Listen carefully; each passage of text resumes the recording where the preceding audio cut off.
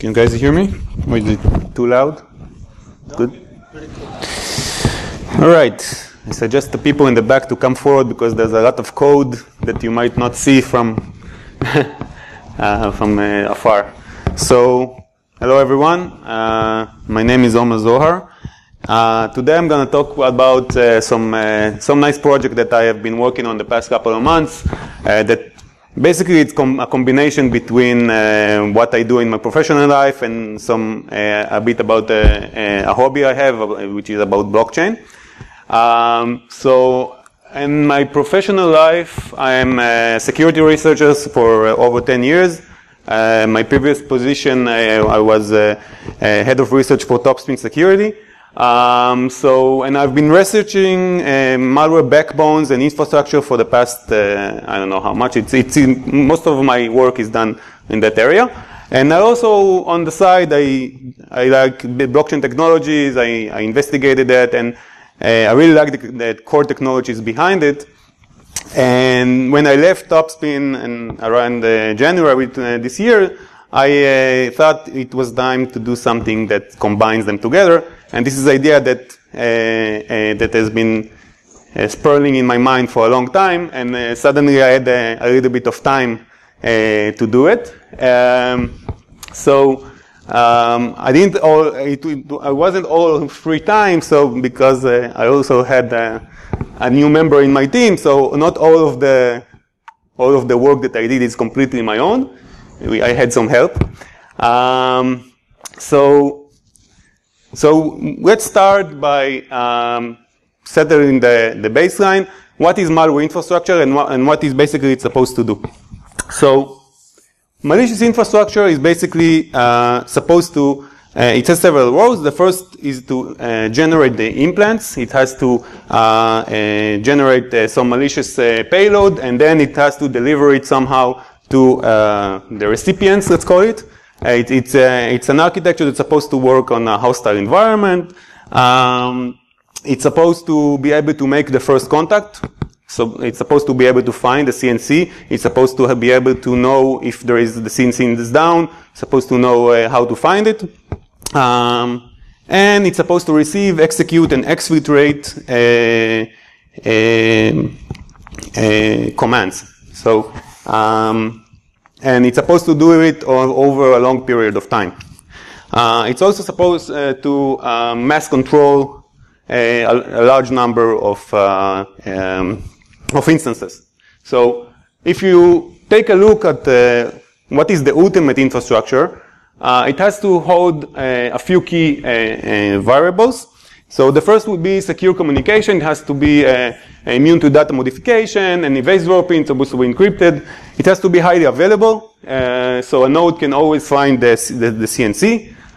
It has to be scalable, so it can support any number of instances that you need. It has to have authentication, so that only valid implants can connect to the botnet, and not and it can resist replays and investigations. It has to be anonymous as far as possible, so not to reveal who is the owner. It has to have, and it's supposed to be with the zero data leakage. So if someone investigates your botnet, so it can't know who is the owner, how many bots there are, what is the location, and stuff like that. Takedown and takeover resistance, so no one can take it down, no one can take it over, and of course, it's nice to have a low operational cost. So, from my research in the past couple of years, there is no infrastructure, no CNC infrastructure that I ever seen that holds all these requirements. And basically I thought, okay, what happens if we will try to do this infrastructure on top of blockchain? And see how it holds against these requirements. So let's talk about blockchain and we'll see why I thought it might be a good idea. So I had here a definition for what is blockchain, but then a few months ago there was this guy who defined it in a better way that I can describe it, so let's see it.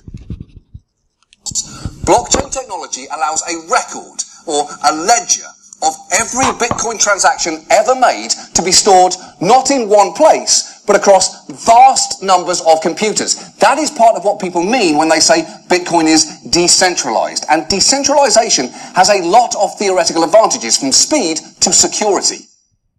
Okay, so no one explains stuff better than John Oliver, I think. Okay, so basically blockchain is a ledger which is immutable, public, and decentralized. And right out of the box, it answers a few of the requirements that we saw. I chose to implement my POC on top of Ethereum, which is again I read you from their own website.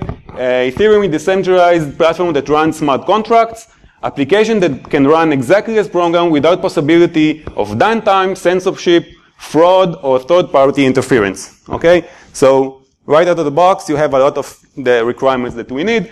Mainly, Ethereum is the most popular blockchain ever. Yes, it's more popular than from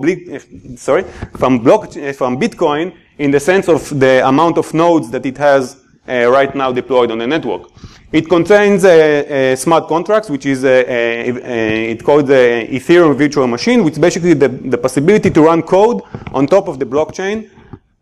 It supports encrypted communication. It has a fully peer-to-peer network between the nodes, which called dev peer-to-peer. It's based on Cadmilia network.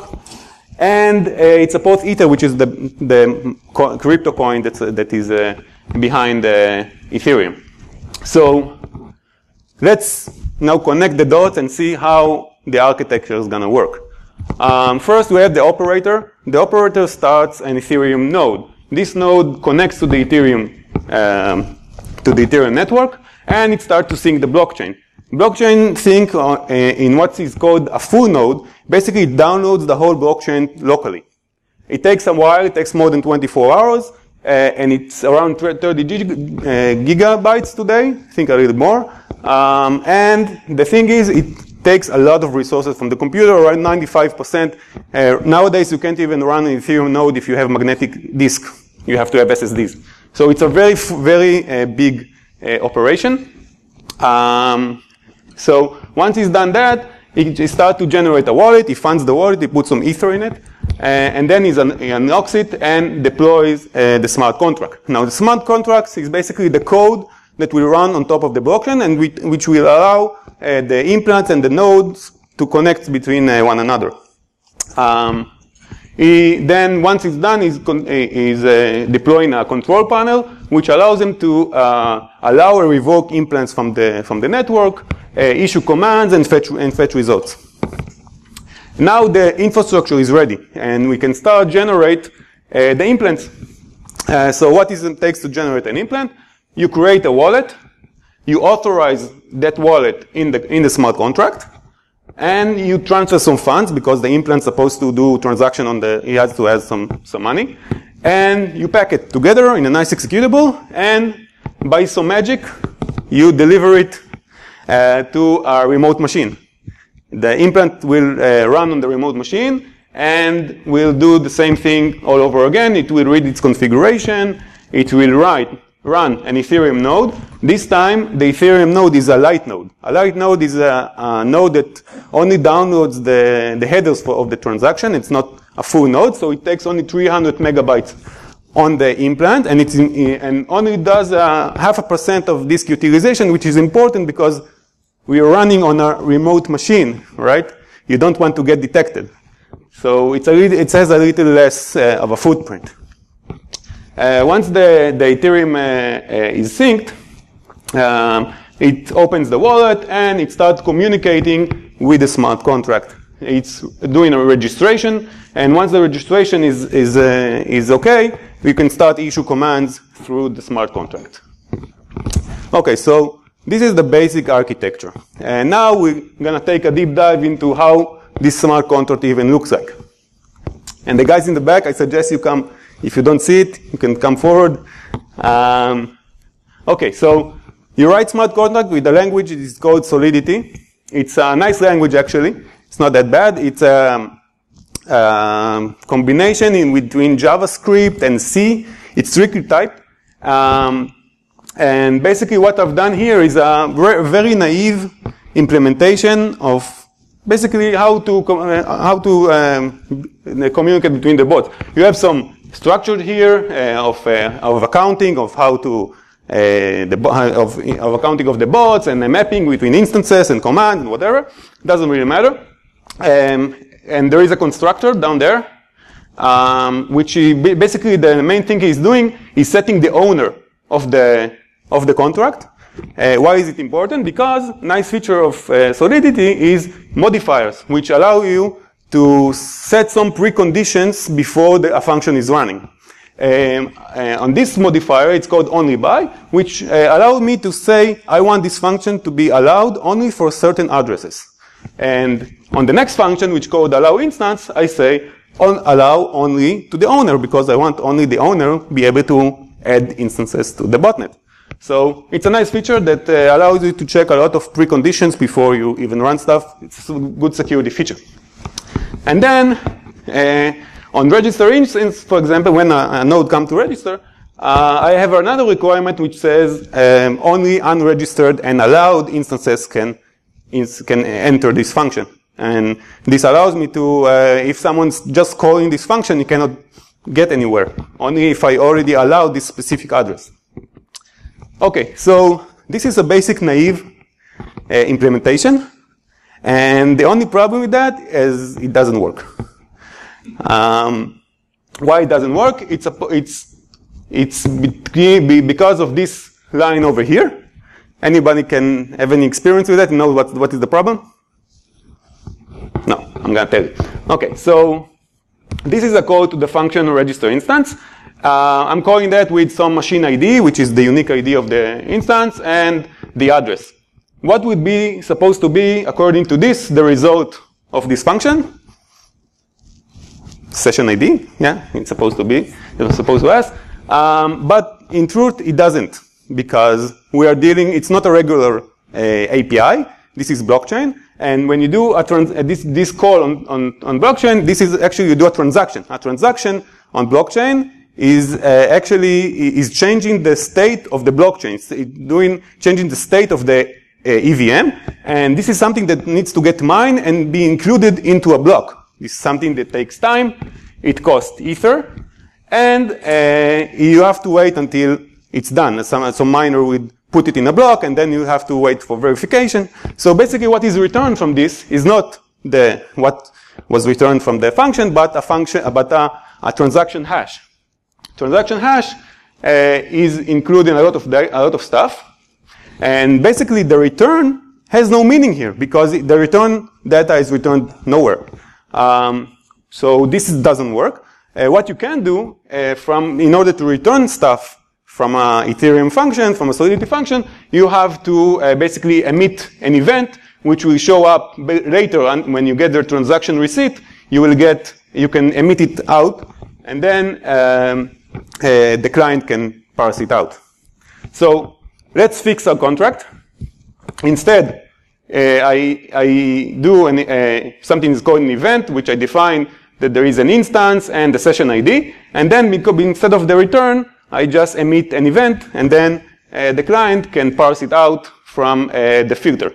Basically, what you do, you put a listener, which is called a filter on the blockchain. You say, I want this event hash and the implant address. I want to know all the events that coming my way.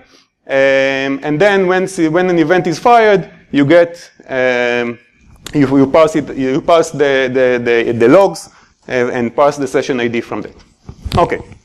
Now that we have a working contract, basically that's all you need. Okay. It arises the questions: how much it costs? And this is where it gets fun.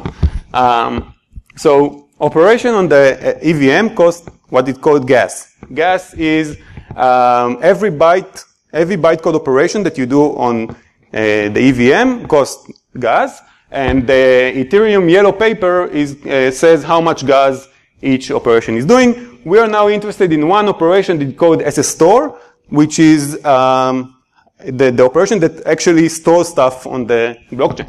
This is one of the most expensive operations that you can do. It costs 20,000 gas. The cost in Ether of the operation is gas, all the gas that was was done in the transaction, or the bytecode operation, and times the gas price. Gas price is a little confusing. It's basically the fee that you pay to the miners in order to mine your transaction. And you can choose what to pay. If you pay the average price, which is 2 gwei, it will take around 3.5 minutes for today. This is the actually on March, but it's roughly the same. It takes around 3.5 minutes for a miner to include it in a block.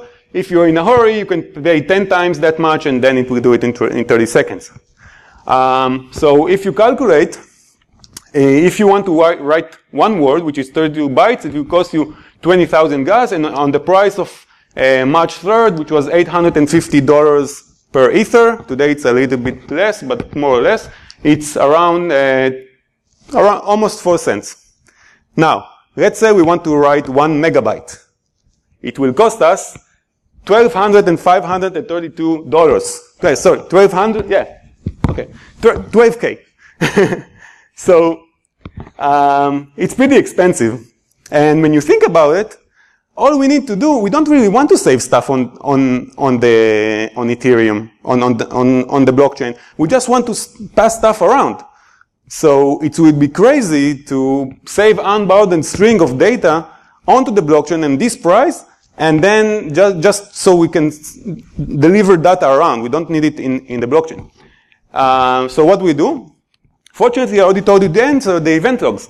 The event logs is because instead of writing the data, we just transmit it in the transaction, and the other side can read it. And apparently it costs a lot less, only 68 gas per a non-zero byte. That's what emitting an event log costs you. The only caveat is the data is not going to be needed on the EVM, which we don't. So, and you can in one transaction exceed the block gas limit, which is 8 million gas, which is around 120K, which is okay. We can deal with that. So writing 1 megabyte in this system costs only 1.5 ether, which is 10 times fold less than what we had before. So, and now the cost is more reasonable.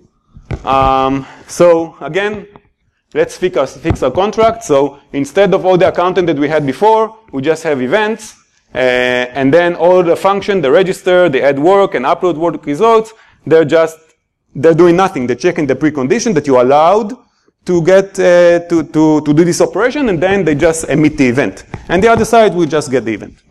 So it makes the contract very, very simple.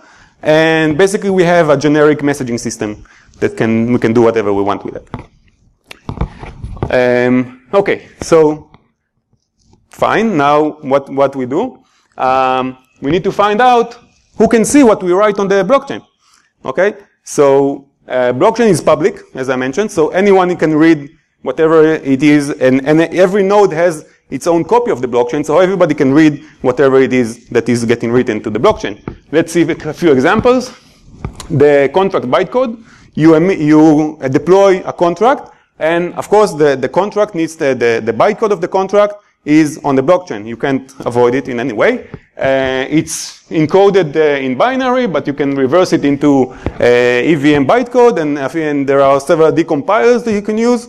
So it's obvious that every contract that you deploy, the code is out there. There's nothing you can do about it. But what about the storage, the stuff that you deploy, that you write to the blockchain?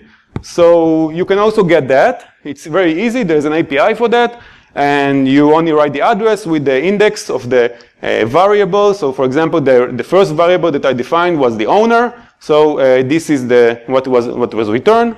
And if you're wondering, okay, this is the state now. What happened if I want to see someone that's a value that was before, I guess, 1 month? All you need to do is to sync the node to the relevant block that you know that the data existed, and you can see what the data was when it was there. So all the history of everything you do on the blockchain can be easily retrieved.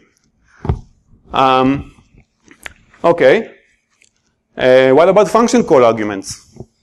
That is also available in the transaction. in the inputs of the transaction. So what we have here is the input to a transaction, and this is the signature hash of the function, that in this case, the function add work, and then followed by the arguments. This is the address instance, and this is the command that I gave in clear text. And finally, event logs that I already show you, it's also clear text in the transaction receipts.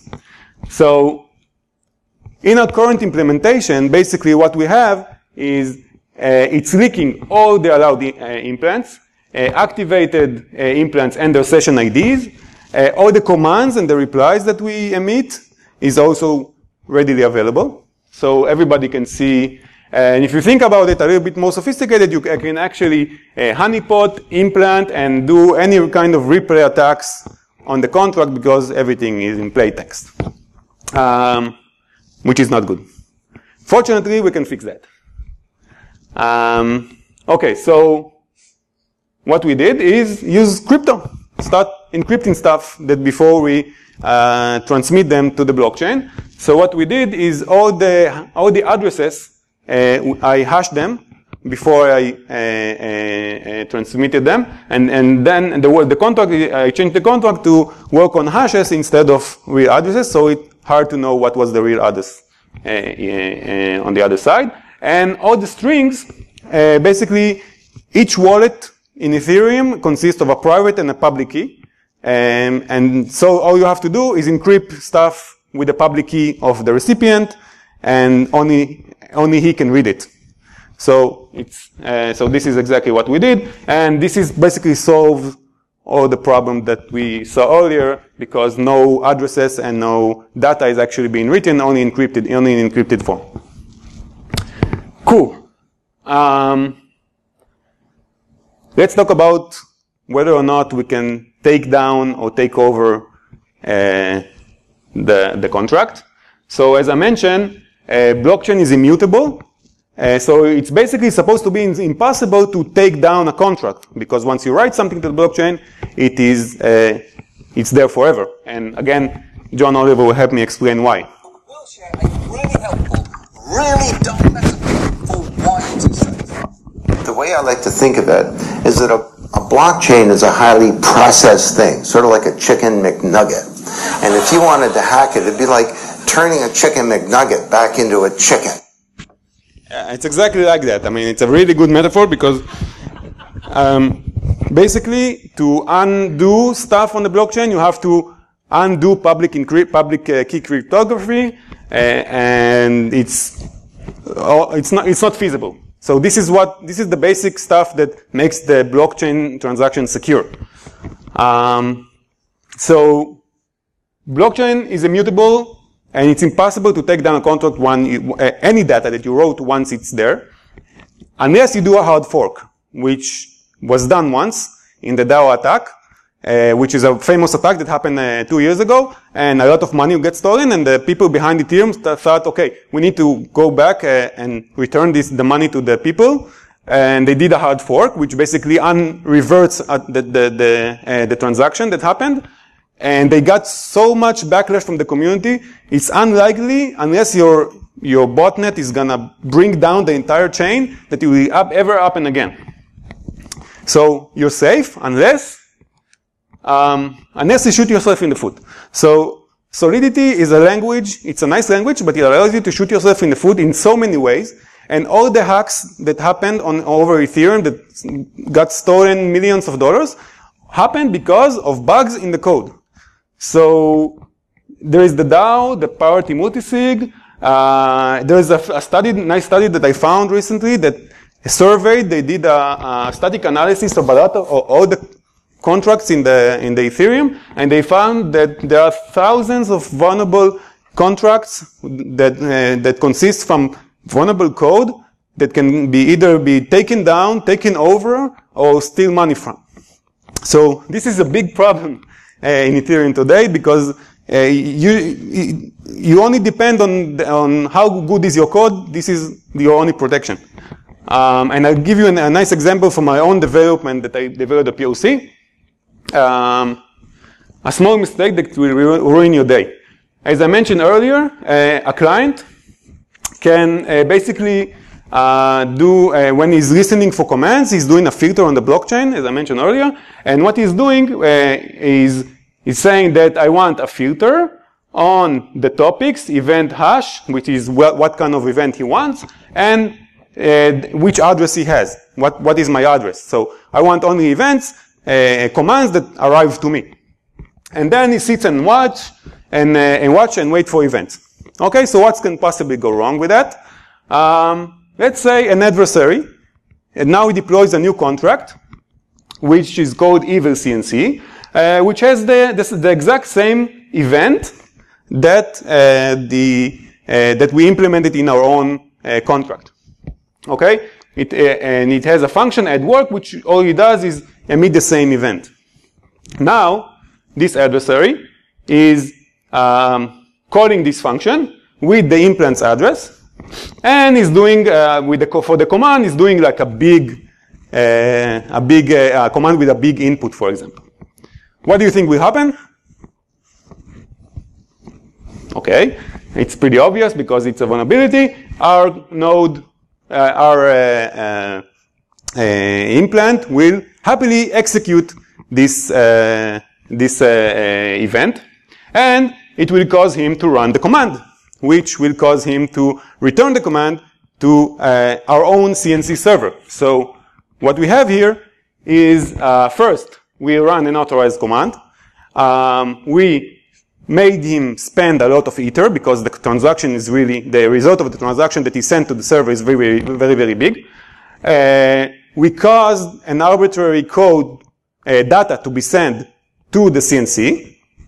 Okay, and we also, if we think about if we do a different command, like a ping to our own control server, so for example, we can just reveal all the implants and where it is, what is the IP address, and whatever. So this is not good, and of course it's not going to be a security conference talk if I won't get to name a vulnerability. So I call it a side contract attack. But fortunately the fix is very simple. All you have to do is to mention on the filter the contract address that you want to get events from.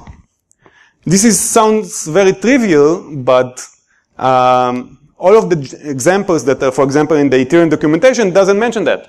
And I've checked and I've looked and I've seen a lot of contracts that have vulnerable listeners. So, you know, it's a small error, or not even an error. It's unknown that something that the developer didn't even think about can just collapse your whole environment. Okay.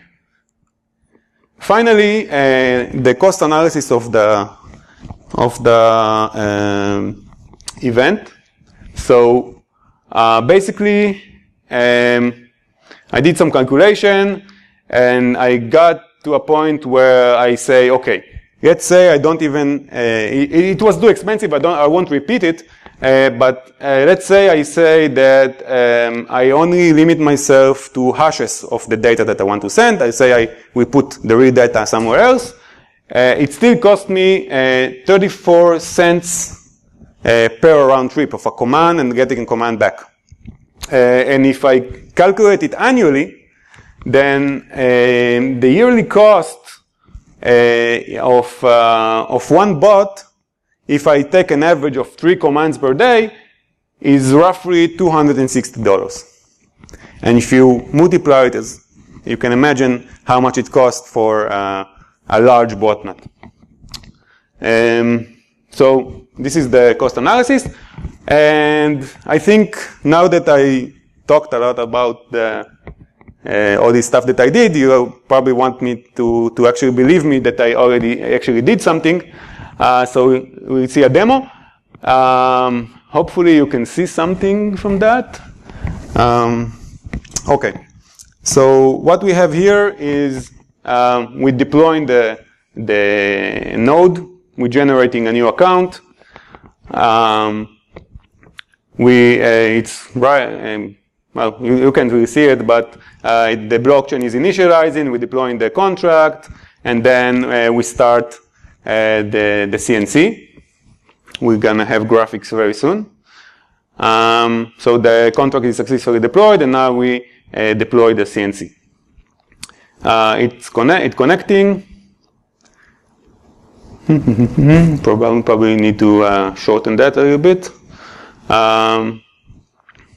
Okay, so what we're gonna do now is we're gonna generate. We have the connection, and now we're gonna generate an implant. So we generate a client kit. That kit's gonna get deployed, and it generates the wallet. Blah blah blah. All kind of stuff. So we successfully registered this implant to the contract. Okay, and you can see here that it will be green very soon.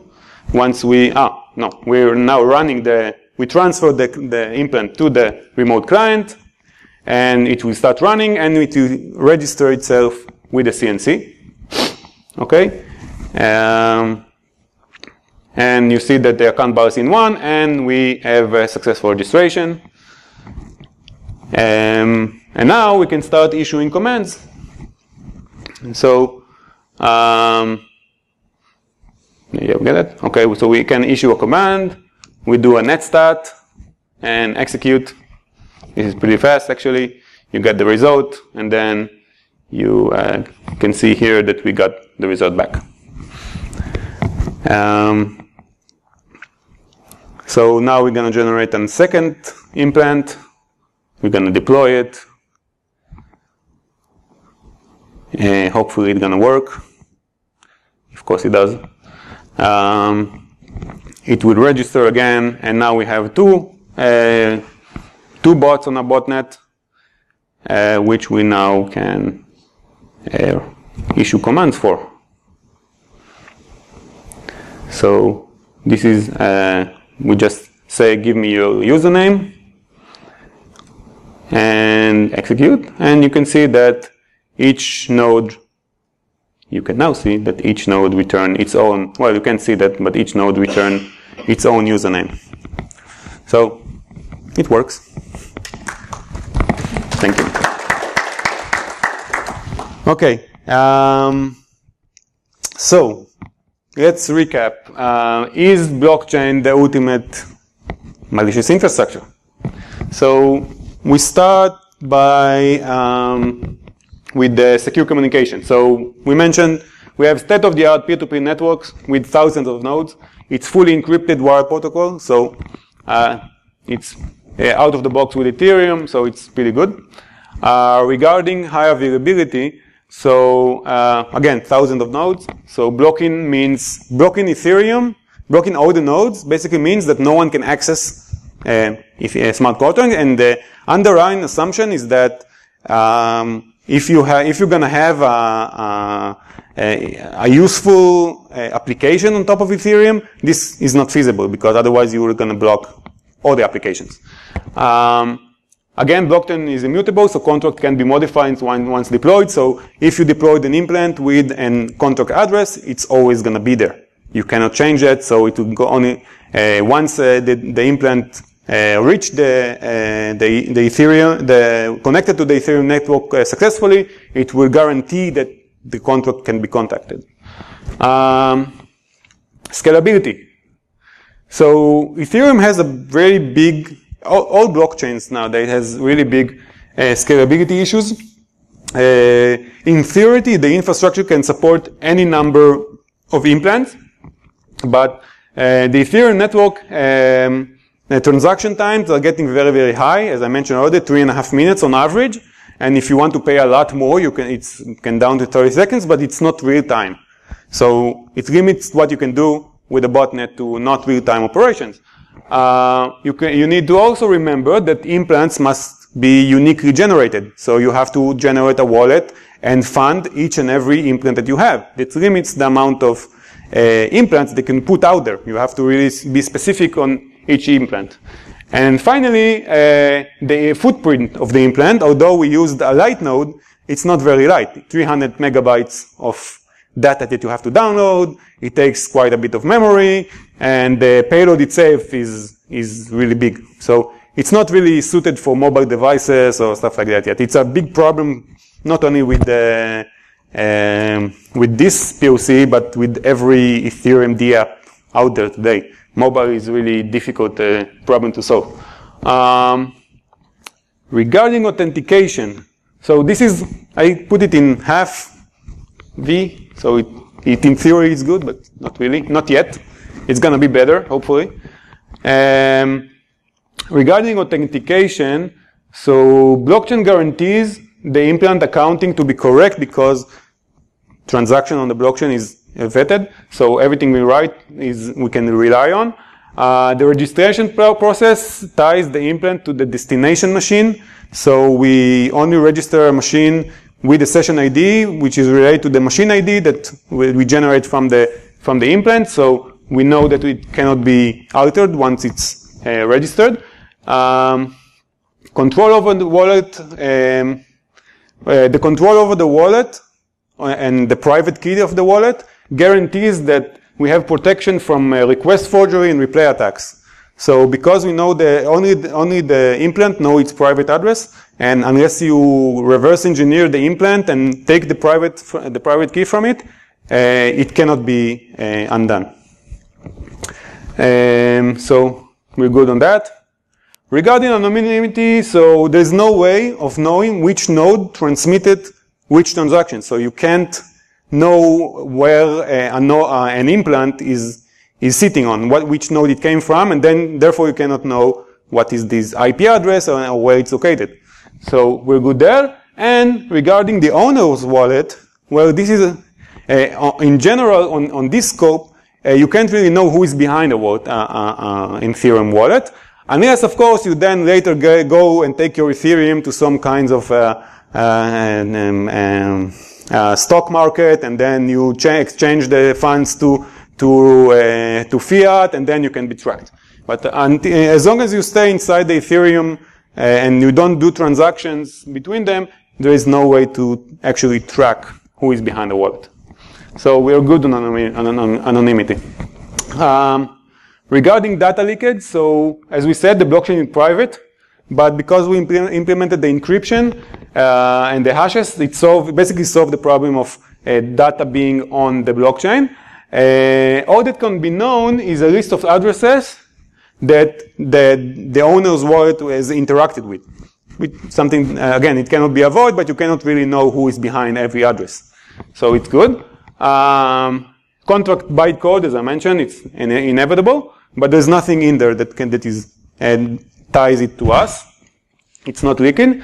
And a single implant, as I mentioned earlier, a single implant can be reversed engineer, and its wallet address and its ether inside can be extracted. This is something, again, with enough determination, any reverse engineer can take it out. And this is something that I cannot avoid, but it's still only this specific implant. He will not learn anything about the other nodes on the network and about the owner of the whole botnet. So if an implant is compromised, then only this implant will be compromised, and it cannot be you cannot lateral move on the botnet. So I think we are good on that front. Regarding takedown resistance, as I mentioned, it's decentralized. The contract cannot be killed unless hard forked, and Ethereum doesn't have any governing authority, not officially. So in theory, at least, we are good to that. No one can actually be taking down a contract. And again, we are takeover resistant unless we have bugs in the code. And finally, the most important stuff is cost. Well, as you saw, Ether today is way too expensive. I mean, it's $750, which it's around $250 yearly on average, according to my calculation. And if you want to have a botnet that is thousands of nodes, it's way more expensive than traditional CNC communication, where you just buy some bulletproof server and you can just add as many nodes as you like. I can see it if you do some APT attacks when you don't have a lot of implants, maybe it's worth it. And also you have to remember that there is no flat cost to this solution. So you pay only on what you send. If you don't send any commands, if you don't do a lot of commands, you pay less. And another issue is that you have to send some ether along with every implant. If an implant gets compromised on the way, you probably lost it. So this is something also to keep in mind. That's a big no-no here. Fortunately, there are some competitors to Ethereum that might be cheaper in the future, like Cardano, Neo, and EOS. Even Ethereum Classic is cheaper. So today they're not big enough, I think, to be securely used. But maybe in the future, when one of them gets more popularity, it certainly be feasible to do the same thing on other blockchains. So it might be better in the future. Regarding mitigation, so there's not a lot to do right today regarding mitigation, because the only solution today is to block the entire Ethereum network. It's okay if your organization doesn't do anything with Ethereum, but let's say that someday in the near future, hopefully, a lot of dApps will be very useful for organizations, so it's not very feasible. Another option that we thought of is make some special node which holds blacklist. This is something that's not implemented in any of the major nodes today. It might be a good idea to do that. But you really have to make sure that no one uses any other node other than the node that have the blacklist, otherwise you can easily bypass that. So this is the only mitigation that I can think of. If you have any ideas, I would be happy to hear them. Finally, the code is open source. It's going to be released, I think, next month. We're just doing the final touches on that. This is my GitHub account. If you're impatient and you want to play around with that, this is the contract address that I deployed the contract on the RinkB network. You're more than welcome to play around with that if you want. You can, if you want, have any questions or you can follow me on Twitter. I will announce when it's available. And that's basically it. Any questions? Anyone?